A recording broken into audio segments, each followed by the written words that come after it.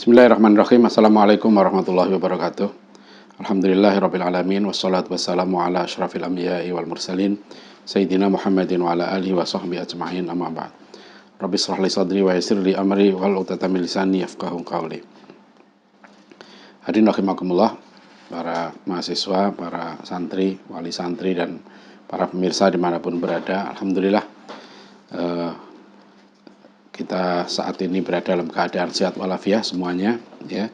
Ini pertama saya minta maaf karena kuliah pada sesi yang ke-8 ini kita lakukan dalam bentuk rekaman, ya, karena saya ada jadwal malam ini yang sudah rutin tiap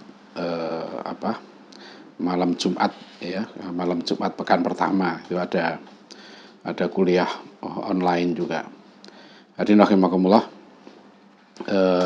tema yang kita bahas malam hari ini itu sangat penting, ya, yaitu tentang bagaimana mendesaknya, ya, pendidikan kader ulama, pemimpin, ya, ulama pewaris Nabi.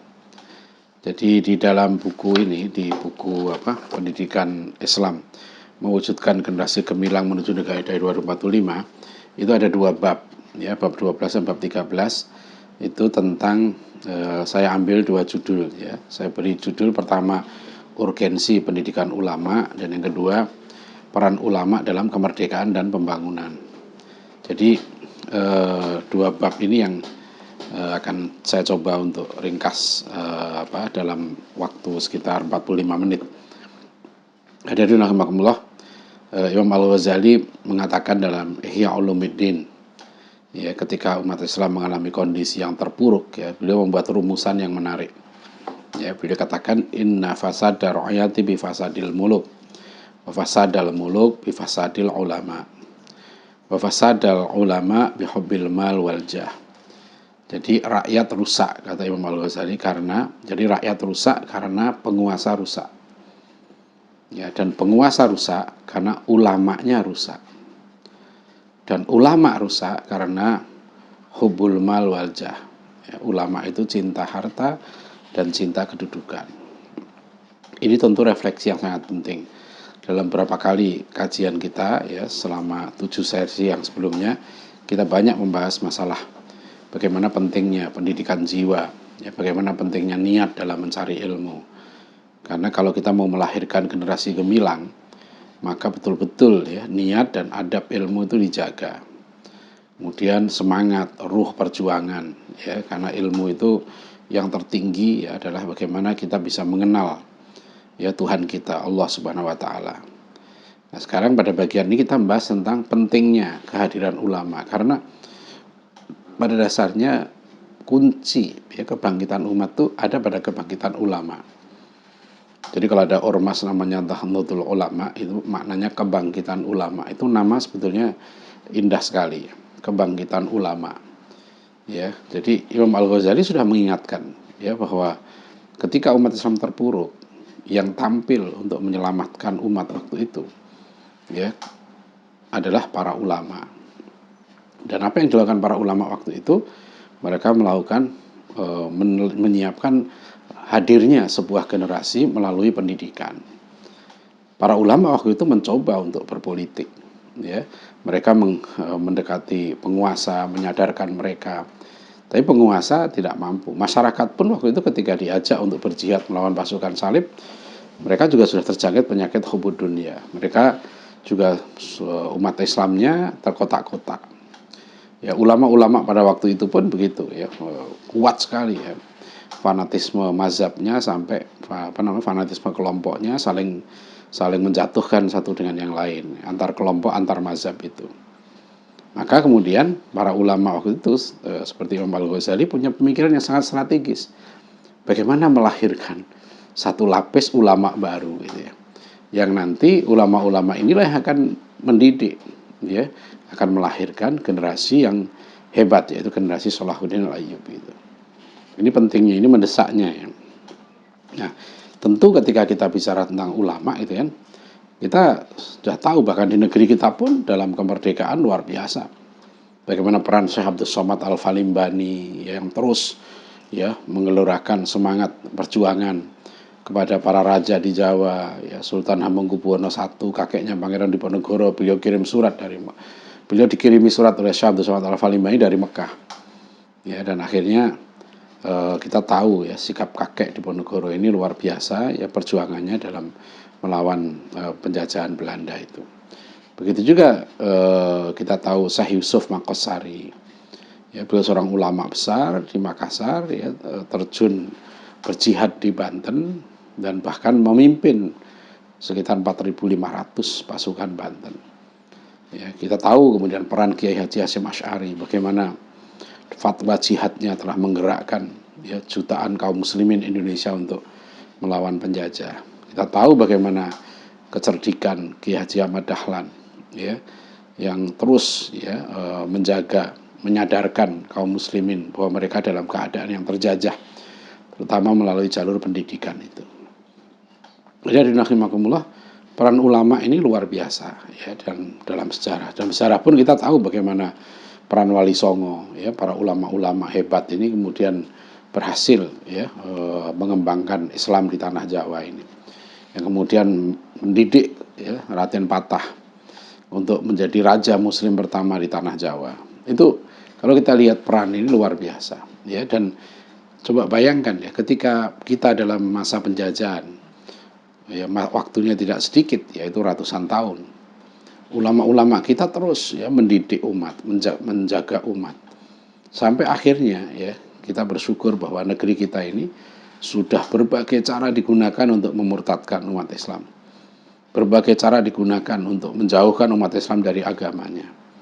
Tapi alhamdulillah ulama-ulama kita tampil ya, mendirikan pondok pesantren, mendirikan madrasah, mendirikan sekolah-sekolah, yang akhirnya dari lembaga-lembaga pendidikan itulah lahir para guru ya, lahir orang-orang yang punya komitmen yang tinggi untuk mengawal akidah umat ya, mengawal masyarakat itu. Bagaimana mereka tetap meskipun ekonomi politik ya dikuasai oleh penjajah, tapi pikiran, hati masyarakat itu mereka ikut ulama, mereka tidak ikut umaroh. Jadi ini sebuah perjuangan yang sangat cerdik. Kita sudah belajar bagaimana Muhammad Natsir, ya, bagaimana Buya Hamka, begitu hebatnya mereka gitu ya, sampai mempengaruhi betul ya cara berpikir ya jutaan orang di tanah Nusantara ini. Nah, rahimahullah, sekarang bagaimana sih ya kita itu melahirkan para ulama ini? Jadi kita perlu agenda perjuangan umat ini bukan hanya ya, sekali lagi bukan hanya yang terpenting itu adalah melahirkan umarok, ya, mendidik politisi, negarawan, itu juga penting. Ya, tentu tidak ada ya satu bangsa, satu masyarakat, satu peradaban yang mengabaikan bahwa politik itu penting. Politik ini memegang peran penting dalam kehidupan masyarakat. Ya, tapi jangan lupakan peran ilmuwan, peran ulama ya, karena mereka ini juga yang merupakan pilar ya tegaknya masyarakat itu. Maka kalau kita berpikir untuk melahirkan para politisi, ada kaderisasi berbagai macam ya cara untuk melahirkan para politisi dan negarawan itu, kita juga perlu ya, kita perlu untuk bagaimana melahirkan ulama-ulama ini ya. Nah, rahimakumullah, itu yang pertama adalah kita akan bertanya ya, apa itu kriteria ulama ya, karena memang definisi ulama itu adalah warathatul anbiya ya, tugas penting ulama itu adalah melanjutkan perjuangan para nabi, karena setelah Rasulullah SAW wafat tidak ada nabi lagi. Siapa yang diamanai untuk melanjutkan perjuangan Rasulullah SAW itu adalah para ulama itu. Jadi para ulama itulah yang diamanai ya oleh Rasulullah untuk mengawal agama kita ini. Jadi bayangkan begitu hebatnya peran ulama, begitu pentingnya peran ulama. Ya, ulama lah yang ibaratnya menggantikan para nabi itu. Ulama lah yang harusnya memimpin umat ini. Tentu ya kualifikasi ulama itu ya kualifikasi kenabian. Ya, memang tidak mungkin sama dengan nabi, tapi sifat-sifat kenabian itu ya harus ada dalam derajat tertentu, ada pada ulama. Ulama itu harus siddiq, harus jujur, ya, dia harus amanah, dia harus cerdas, ya kan? Dan dia harus menyampaikan, dia harus berjuang untuk menyampaikan amanah risalah itu, menegakkan amanah risalah itu. Nah itu ulama. Makanya kriteria misalnya Nabi itu adalah harisun alaikum bil mu'minina raufur rahim. Nabi itu begitu cinta orang mukmin. Maka seorang ulama harus punya ya kecintaan terhadap umat itu. Bahkan hatinya harus bersama umat. Ya, jadi disinilah bedanya ya antara ulama itu misalnya dengan sekedar pengajar atau akademisi yang dia mengajar pulang, tapi hatinya tidak tersentuh, ya tidak tergerak, tidak tergetar ya dengan persoalan yang dihadapi umat Islam itu. Dia serius memikirkan kondisi umat ya dan serius mencarikan jalan keluar, ya, mencarikan pemecahannya. Ya, ulama juga harus zuhud. Ya, ulama juga harus memahami pemikiran-pemikiran yang berkembang di zamannya. Ya, karena dia tugasnya memimpin umat. Ya, dia tugasnya memimpin umat. Jadi kalau umat sekarang ini dirusak oleh berbagai pemikiran-pemikiran modern yang ateis, yang sekuleris, yang materialis, ya otomatis ulama harus menguasai itu untuk menunjukkan kepada umat tentang bahaya ini, mengingatkan bahaya ini. Ya. Jadi kalau dokter mengingatkan bahaya virus corona ini, ulama mengingatkan bahaya virus-virus yang merusak. Hadirin rahimakumullah, ya, tentu ulama ini macam-macam. Tapi inti kriterianya seperti itu. Ulama juga harus punya kualifikasi sebagai pemimpin karena memang Rasulullah amanahkan itu. Ya, sebagai pewaris Nabi, sebagai pemimpin ya dalam kadar tertentu. Oleh karena itu kalau kita lihat ya, ulama itu juga bertingkat-tingkat. Ya, kita tahu namanya tingkat ulama yang tinggi sekali seperti orang disebut dengan mujtahid mutlak. Itu yang memiliki ilmu usul fikih sendiri, metodologi ijtihad sendiri, ya kan, seperti Imam Syafi'i, Imam Malik, ya, Imam Abu Hanifah, Imam Ahmad bin Hambal, dan beberapa ulama yang sebetulnya juga masuk kategori ulama mazhab. Ya, nah di bawah itu dalam ulama mazhab itu ada para mujtahid mazhab ya dalam mazhab Syafi'i kita mengenal Ibnu Hajar Al-Asqalani, ya kita mengenal Imam Nawawi, ya kan, kita mengenal Imam Ghazali dan sebagainya. Begitu juga dalam masing-masing mazhab itu. Ya, dan ulama-ulama itu tahu tempatnya. Ya, Imam Al-Ghazali tahu tempat beliau. Betapapun hebatnya beliau menulis ratusan kitab, ya beliau tidak akan mampu ya atau tidak mau bahkan beliau menempatkan dirinya di atas Imam Syafi'i dalam persoalan fikih. Ya, begitu juga dalam persoalan akidah ya beliau mengembangkan ya, memantapkan lagi, mengokohkan ya kalamnya Imam Asy'ari itu. Nah, sekarang gimana, apakah di zaman ini gitu ya masih bisa dilahirkan para ulama ya yang hebat-hebat seperti Buya Hamka, seperti Muhammad Natsir dan sebagainya? Menurut saya bukan hanya bisa, harus ya. Harus itu. Menurut saya itu satu kewajiban penting umat ini adalah melahirkan ulama ya. Jadi ulama ini warathatul anbiya. Dalam keadaan sibuk apapun ya, bahkan dalam keadaan perang ya, surat At-Taubah ayat 122 yaitu mengingatkan kaum muslimin itu jangan semuanya pergi berperang. Dalam keadaan perang pun diingatkan oleh Allah. Ya. Jadi jangan semuanya pergi berperang. Harus ada segolongan orang. Falawla nafara min kulli firqatin minkum ta'ifatun. Ya, liyatafaqahu fid din, ya. Mereka harus ada segolongan orang ya yang ya yatafaqahu fid din. Ya, mereka mendalami agama ini. Karena kita memperjuangkan agama, maka harus paham betul agama ini. Ya, menjaga agama, jangan merusak. Sebab kalau ulama malah merusak agama, ya, membuat tafsir-tafsir baru tentang yang menyimpang, gitu ya. Itu bukan daya rusaknya luar biasa, ya. Maaf, ini apa? Kameranya? Hah? Hah? Oh, maksudnya ke situ nggak gini? Hah? Bisa ya nanti ya. Saya pikir tadi kok nggak dicolokkan situ. Ya, jadi Jadi ini ya, jadi ulama itu di situ, ulama itu menjaga agama. Nah, kalau ulama merusak itu ulama su. Makanya dalam Ihya Ulumuddin Imam Al-Ghazali mengingatkan bahaya ulama-ulama yang jahat ini. Ya, jadi bukan hanya umarok yang jahat yang bahaya itu. Ulama umarok yang zolim, ulama yang jahat itu bahaya sekali daya rusaknya. Karena ulama-ulama yang jahat ini akan memberikan legitimasi kepada keburukan, ya. Jadi itu bahayanya, ya, sampai kenapa Imam Ghazali mengatakan penguasa rusak karena ulama rusak. Ulama rusak karena sudah cinta harta dan cinta kedudukan, gitu. Ya, itu yang Imam Abu Hanifah ya ingatkan betul, bahkan beliau rela ya dipenjara, diseksa, dicambuk gitu loh. Meskipun hanya karena beliau tidak mau menerima jabatan qadhi, nggak mau menerima jabatan kepala perbendaharaan negara, tapi Imam Abu Hanifah lebih memilih masuk penjara, ya, lebih memilih dicambuk ya daripada menerima jabatan dari penguasa itu. Nah, itu ulama yang luar biasa.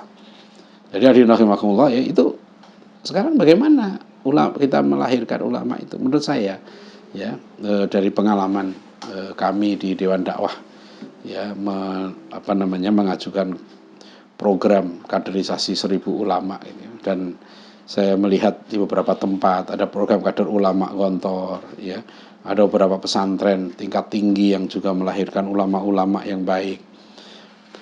Ada beberapa yang perlu kita rumuskan secara komprehensif, ya. Jadi saya melihat misalnya teman-teman yang lulus dari Timur Tengah punya potensi tinggi, mereka mendalami ulumuddin dengan baik, ya, mereka biasanya model pembelajarannya itu adalah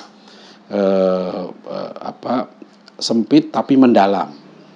Jadi misalnya anak-anak yang belajar ke Madinah, ke Mesir, ya, itu mereka belajar tafsir, belajar hadis, ya, belajar sirah Nabi, ya, belajar dakwah. Nah, itu fakultasnya di situ tuh, ya, dia mendalami itu, ya. Nah, problemnya yang pengalaman saya berinteraksi di banyak tempat di Timur Tengah ini, problemnya adalah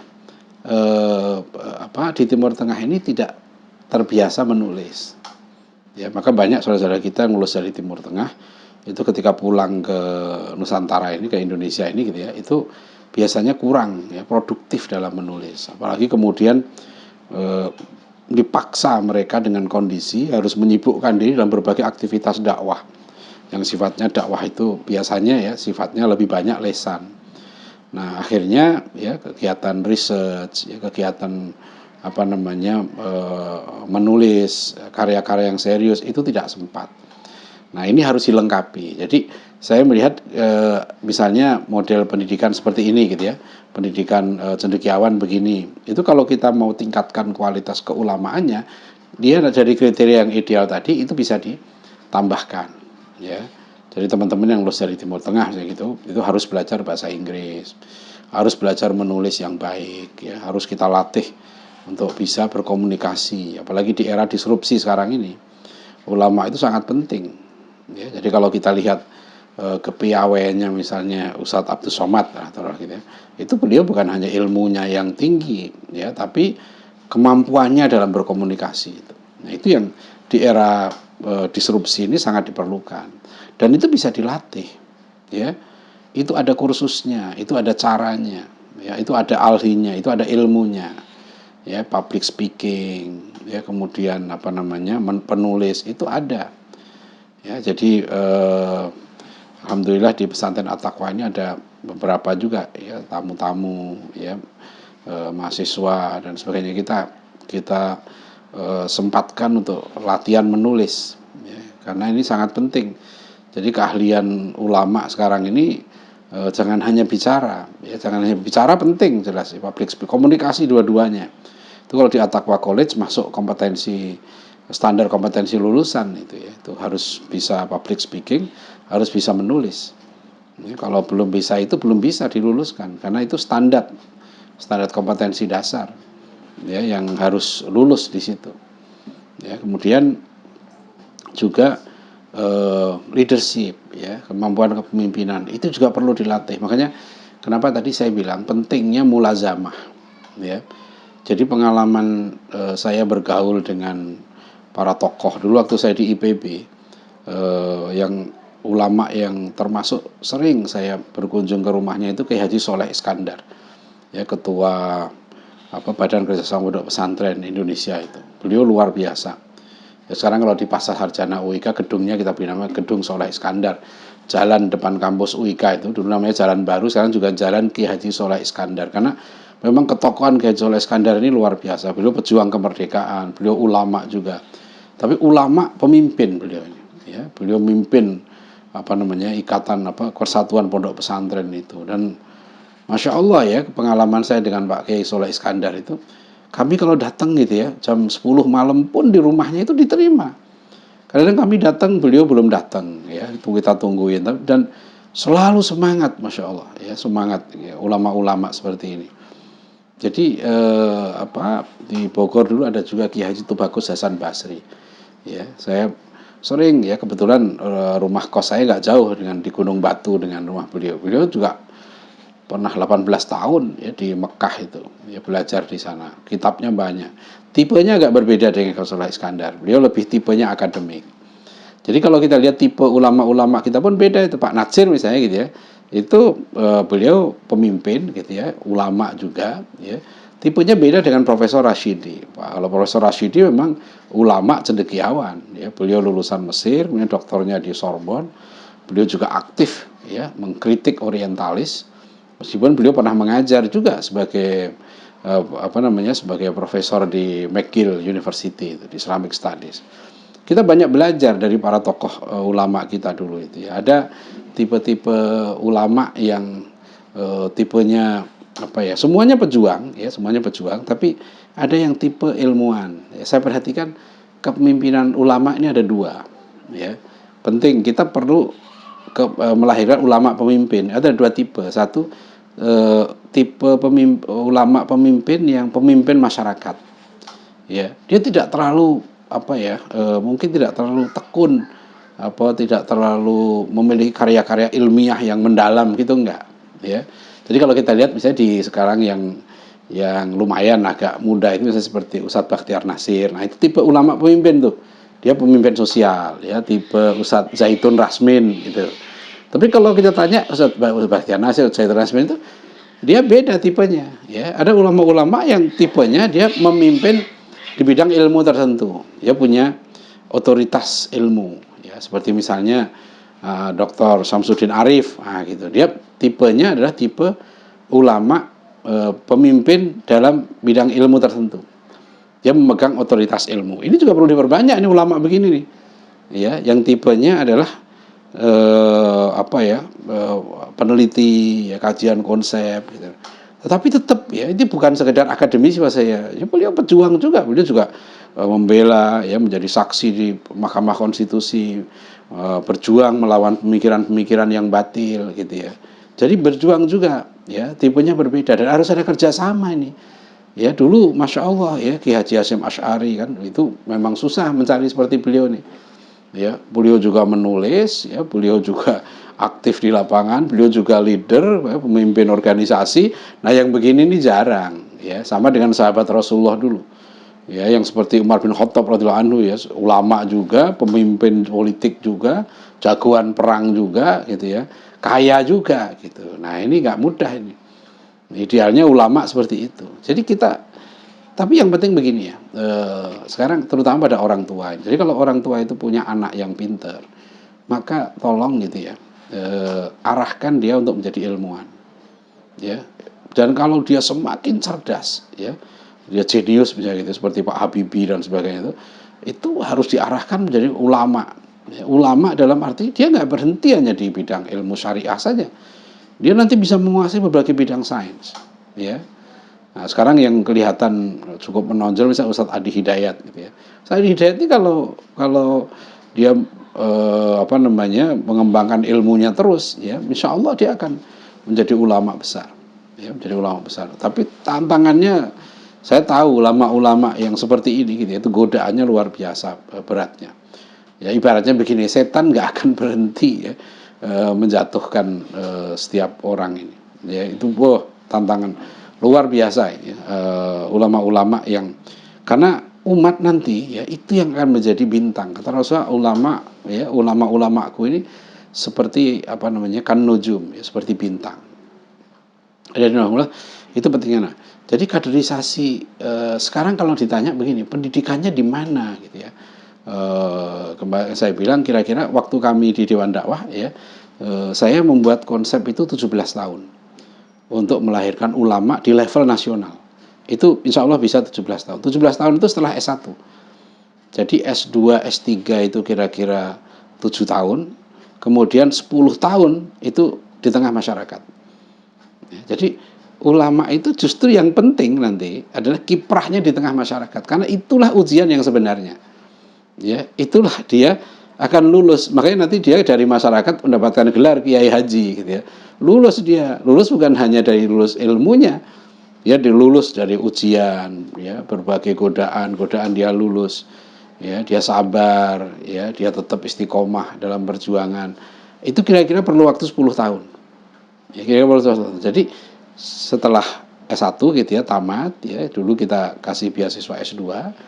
Nanti dia misalnya setelah lulus S2 itu 2 tahun ya dia berjuang di tengah masyarakat lagi, kemudian 3 tahun dia menyelesaikan doktornya ya. Nah setelah itu dia harus terjun ke masyarakat ya selama 10 tahun gitu, baru itu akan kelihatan mana yang betul-betul lah selama 17 tahun itu ya. Nah kita harus ada program, nggak bisa kemudian ulama kita itu dibiarin begitu saja, suruh terserah kamu pokoknya di masyarakat, nggak bisa. Itu harus ada timnya, harus ada coaching, coachnya, pelatihnya.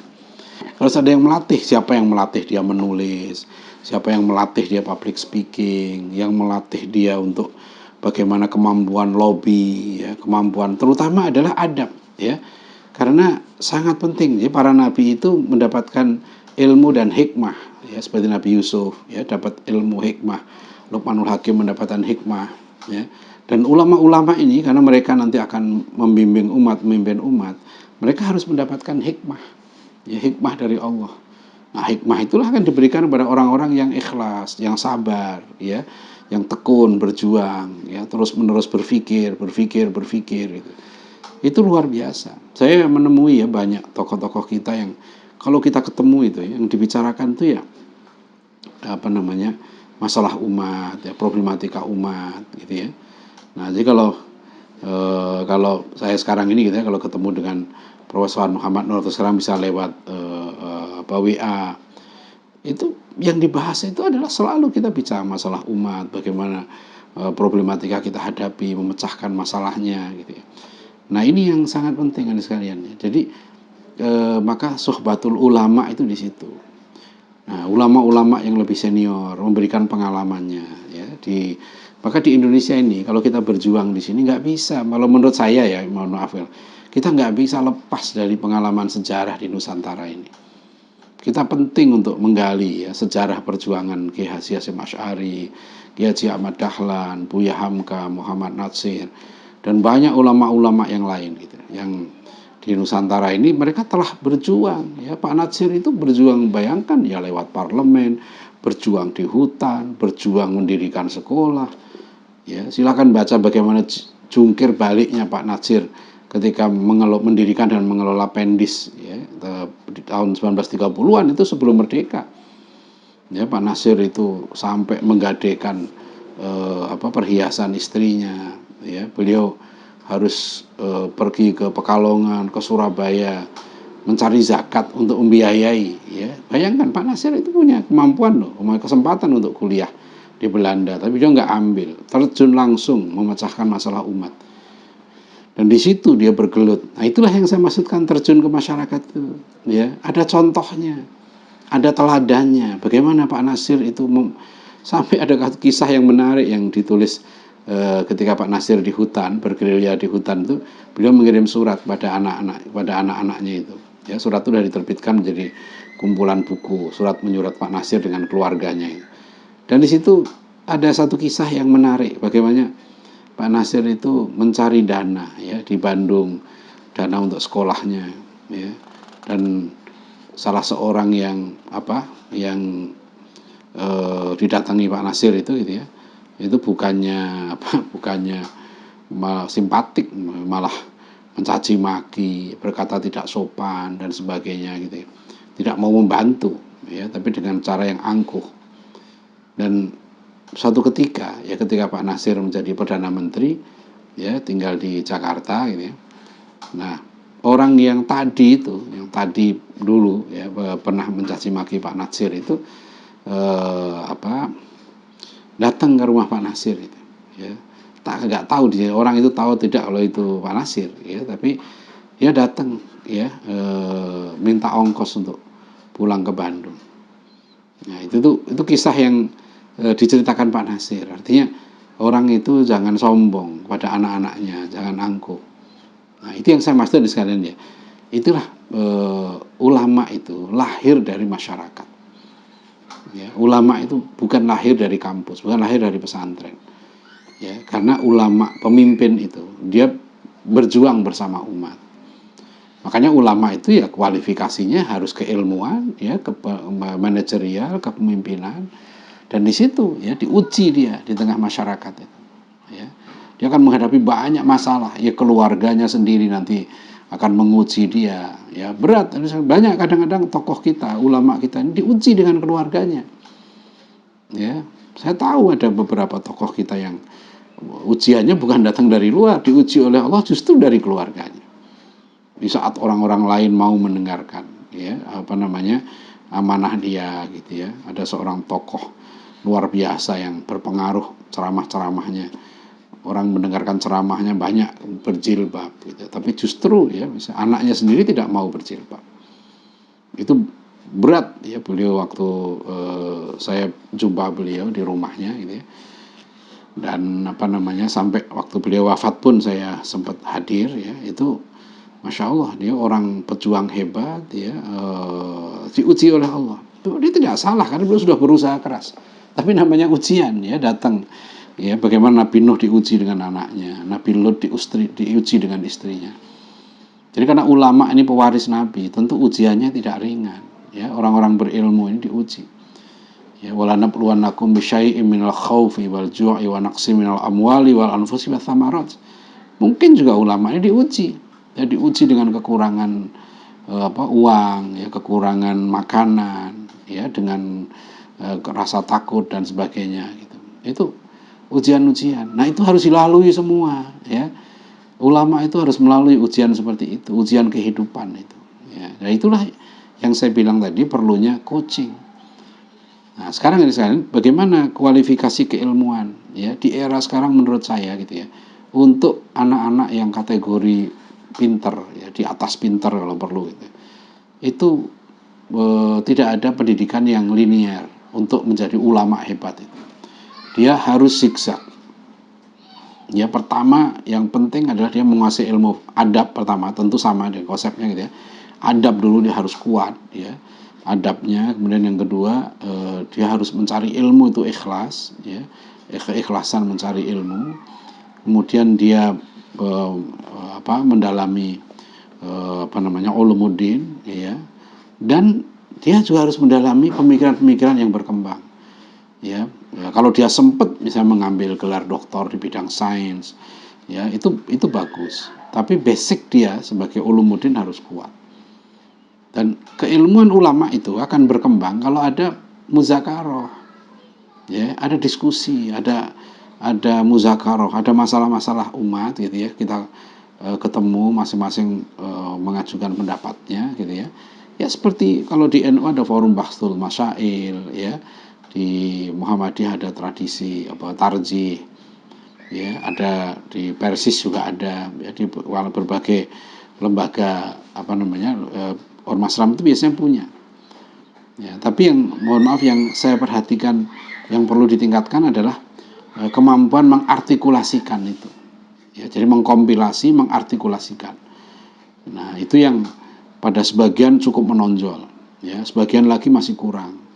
Jadi tradisi untuk riset ya, sebagai contoh begini, kalau aktivisme terlalu menonjol di dalam satu lembaga gitu ya, maka ulama itu akan habis waktunya. Nah, inilah yang dulu ya, saya tulis di buku Rihlah Ilmiahnya Profesor Muhammad Nur itu ya. Ketika tahun 2002 saya pertama kali datang ke ISTEC, yang ketika saya ketemu Profesor Muhammad Nur, beliau nasihatkan saya pertama apa? Kurangi aktivisme, ya, tingkatkan intelektualisme. Jadi kurangi aktivisme, tingkatkan intelektualisme. Saya waktu itu nggak begitu paham apa maksudnya ini. Memang kan saya aktif, saya pengurus MUI, saya pengurus Dewan Dakwah, saya pengurus KISDI waktu itu ya, kemudian dan sebagainya. Saya banyak aktif gitu ya di organisasi. Akhirnya Profesor Ron minta, sudah kalau kuliah di sini gitu ya, kurangi aktivisme, tingkatkan intelektualisme. Otomatis waktu saya di Malaysia udah nggak, saya tinggalkan semua ya, saya di MUI saya tinggal ya, di di berbagai organisasi saya tinggalkan gitu. Saya fokus ke keilmuan, dan di situ saya merasakan dalam 2 tahun 3 tahun ya, maaf ya, setahun 2 tahun saja itu sudah terasa, alhamdulillah ya. Saya sempat nulis buku Wajah Peradaban Barat, saya buat riset ya, menulis beberapa makalah. Jadi itu aktivitas yang sangat penting. Ibaratnya baterai itu dicas tadi itu gitu ya. Jadi jangan semuanya sibuk, harus ada yang sebagian yang yatafaqahu fiddin tadi itu ya, membuat riset. Sekarang masih sangat terbuka luas nih ya, peluang untuk kita riset ya, membuat tulisan ya, didiskusikan dengan berbagai teman-teman yang lain ya. Jadi saya ingin sekali gitu ya, punya lembaga gitu ya, lembaga kaderisasi ulama itu. Saya perhatikan ada beberapa orang yang sangat potensial ya, untuk dia melakukan riset, menulis gitu ya. Saya bisa bimbing untuk dia menulis yang baik, menulis tesis, disertasi yang baik, atau bahkan membuat riset buku ya. Jadi dalam sekitar 6-7 tahun terakhir ini saya juri di Islamic Book Fair untuk kategori buku non-fiksi atau buku ilmiah itu. Nah, saya melihat ada potensi-potensi anak-anak muda gitu yang potensial membuat penelitian. Dia memang mungkin belum kategori ulama, tapi kemampuan menulisnya sangat bagus. Ya. Nah, persoalannya kemudian yang seperti ini perlu sponsor gitu. Nah, inilah saya lihat lembaga-lembaga zakat, bahkan masjid-masjid yang kaya gitu ya. Itu belum menjadikan program kaderisasi ulama ini sebagai program utamanya. Menurut saya, ini penting ya, sangat penting. Ada beberapa masjid yang saya sering isi pengajian itu saya sampaikan, mohon jangan dana kita hanya difokuskan kepada perombakan fisik, tapi harus kepada kaderisasi ulama ini. Ya, jadi ustadz-ustadz kita yang soleh, yang cerdas, ya, yang akhlaknya baik, ini harus kita fasilitasi, ya, untuk dia mengembangkan ilmunya. Jadi bukan hanya dia tugas ya di masjid ngisi ceramah terus begitu, bukan hanya itu. Kasih kesempatan. Jadi misalnya begini kan, 5 tahun dia aktif ya di masjid itu, membina jamaah, ngisi pengajian, mengurus masjid dan sebagainya. Nah, setelah 5 tahun itu kasih kesempatan dia.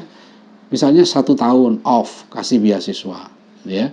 Itu dana itu penting ya, nanti dia kirim ke ulama tertentu untuk mendalami bidang ilmu tertentu atau melatih kemampuan apa yang kurang gitu.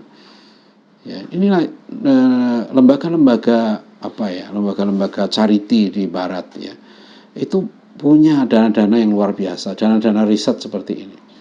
Yang saya lihat sekarang kita yang banyak baru pemerintah, tapi belum di tingkat swasta bahkan perorangan ya. Tapi saya alhamdulillah banyak ketemu ya beberapa orang kaya gitu yang mereka juga semangat untuk membantu. Ya, terutama membantu anak-anak yang lagi nulis tesis disertasi ya, untuk mereka menyelesaikan disertasinya ya. Itu ada yang semangat membantu ya, dia membayar biaya ujian ya, dan itu ada alhamdulillah. Nah, sekarang ini Bapak Ibu hadirin sekalian ya, ini perlu ya. Jadi ringkasnya adalah kita perlu ya melahirkan ulama-ulama yang berkualifikasi ya, dia punya kemampuan ulumuddin yang baik, punya leadership yang baik, punya adab yang baik ya, dan punya kemampuan ya untuk memimpin umat ini dengan baik, melanjutkan misi kenabian itu. Dan itu tidak turun dari langit, ya. Ulama seperti itu tidak dilahirkan. Artinya kalau orang tuanya ulama otomatis anaknya jadi ulama, nggak begitu. Ulama-ulama seperti itu lahir dari proses yang panjang. Ya itulah yang Imam Syafi'i katakan watuli zamanin, itu perlu waktu yang lama. Ya, apalagi dia harus berjuang, ya, nanti dia diuji. Ya contoh begini ya. Dalam dunia jurnalistik yang saya geluti itu, untuk menjadi pemret, pemimpin redaksi, itu perlu proses panjang.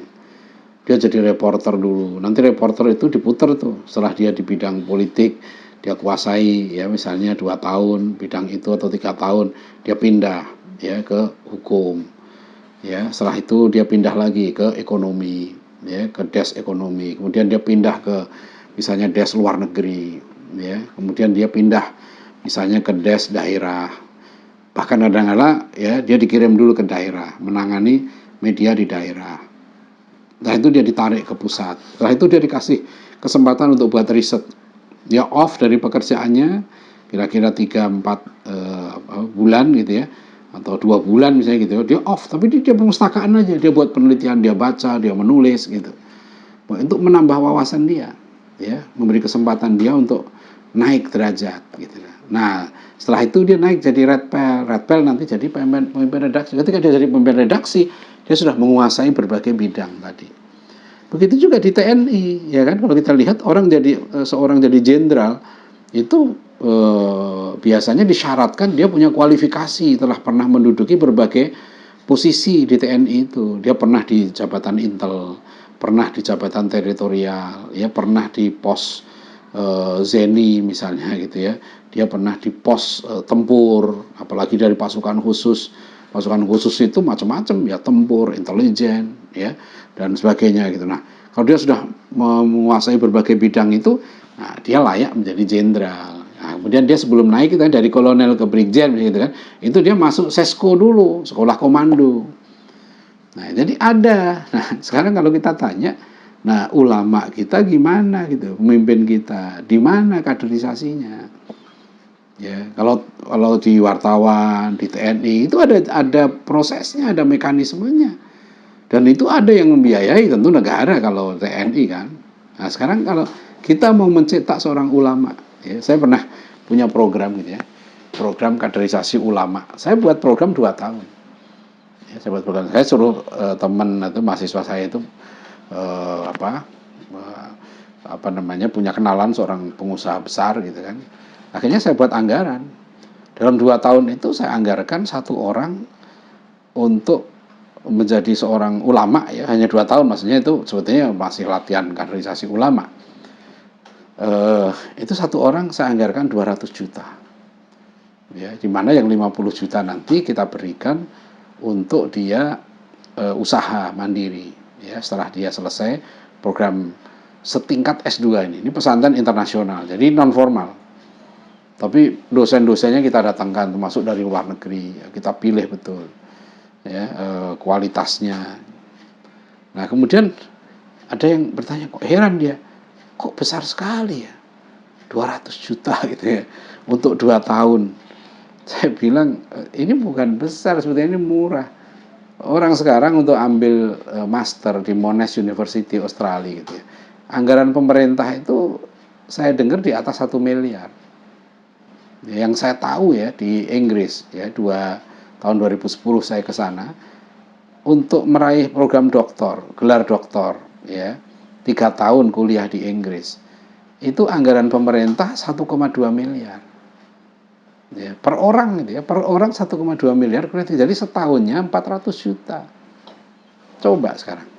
Yang saya tanya, berapa anggaran kita alokasikan untuk mencetak seorang ulama? Ya, jadi bahkan pernah teman saya ya ambil S3 di Jerman dibiayai oleh DAAD Jerman itu gitu ya. Itu kata dia nanti setelah dia lulus doktor, setelah lulus doktor itu dia masih dikasih uang sampai dia mendapatkan pekerjaan.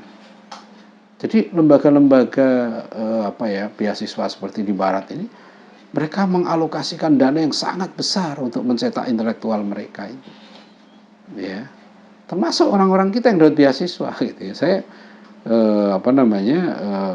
ya ketemu dengan banyak orang yang seperti ini. Jadi kadang-kadang kita introspeksi gitu loh. Jadi kita serius nggak sih mau melahirkan ulama? Ya. Saya tanya ini pada beberapa pengurus masjid. Ya karena ada masjid ya yang infaknya itu miliaran, bukan hanya ratusan juta. Ya pernah di bulan Ramadan itu ada yang zisnya itu mencapai 10 miliar satu masjid. Ya waktu itu saya bilang ke pengurusnya, ya tolong menurut saya usulkan sebaiknya ini dana ini ya dialokasikan sebagiannya untuk kaderisasi ulama supaya masjid ini nanti lahir para ulama.